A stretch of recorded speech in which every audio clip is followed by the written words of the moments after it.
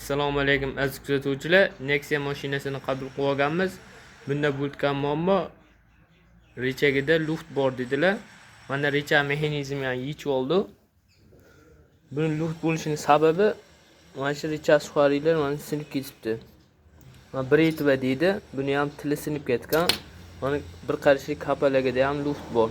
Hozir biz bunga komplekt rechak suxariy kapalak va bretvalarni yangilab beramiz. Mana recha suxariylarni ham qo'yib bo'ldi. Hozir bitgan holatini ko'rsataman sizlarga. Mana bitgan holat. Mana ko'rishingiz mumkin, luftda yo'qolgan. 1 2 3 4 5 mana zadni tushishlari ham dona-dona bo'lib, miyaqqa tushdi. Xo'p, pulini aytib o'tib keting usta deb aytishdi bizga. Xo'p, shu xizmatimizni общий zapchastlar bilan xizmati bilan 150 ming so'mga qilib beramiz. Kimga shunaqa xizmatlar kerak bo'lsa, murojaat qilaverasizlar. Bu videoni Nexia'si borlarga jo'natib qo'yinglar.